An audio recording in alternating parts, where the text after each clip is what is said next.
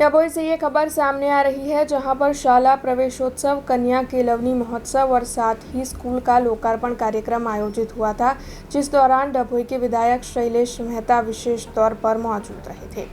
दरअसल सरकारी स्कूलों में इस वक्त कन्या केलवनी महोत्सव और उसी के साथ शाला प्रवेशोत्सव का आयोजन हो रहा है। तब डभोई की सरकारी स्कूल में भी 93 लाख रुपयों के खर्च पर बनी हुई स्कूल का लोकार्पण समारोह, साथ ही शाला प्रवेशोत्सव और कन्या केलवनी महोत्सव आयोजित हुआ। आंगनवाड़ी, बाल वाटिका और पहली कक्षा में मिलाकर कुल 11 बच्चों को विधायक शैलेश मेहता की ओर से शैक्षिक किट देकर प्रवेश दिलवाया गया, जिसके बाद उनकी ओर से 5 जितने स्मार्ट वर्ग खंडों का उद्घाटन भी करवाया गया।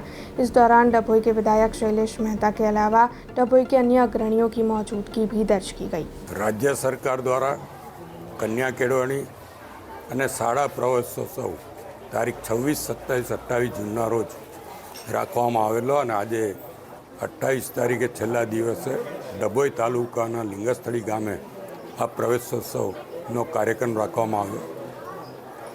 ગામમાં 2000ની વસ્તી છે, 180 જેટલા વિદ્યાર્થીઓ આ શાળામાં ભણે છે। ગયા વર્ષે 20 બાળકોએ પ્રવેશ લીધો હતો, અત્યારે પણ 11 જેટલા બાળકોએ નવો પ્રવેશ લીધો છે।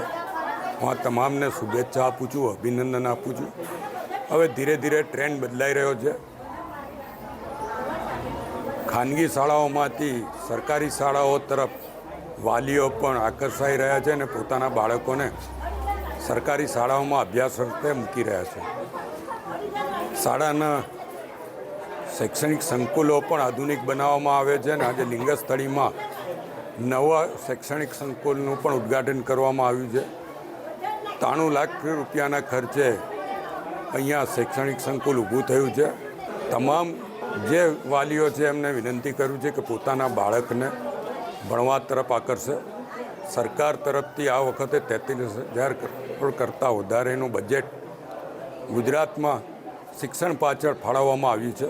સાથે જ સ્માર્ટ ક્લાસીસની વ્યવસ્થાઓ પણ હવે પ્રાથમિક સરકારી શાળાઓમાં કરવામાં આવી રહી છે। સરકાર તરફથી એના માટે પણ આગવું આયોજન કરવામાં આવ્યું છે।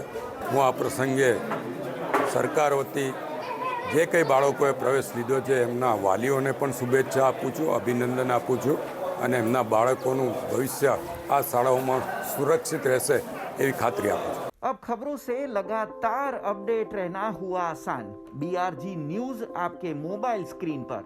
आज ही BRG न्यूज की mobile app Google play store और ऐप स्टोर से डाउनलोड करें और खबरों से लगातार जुड़े रहें।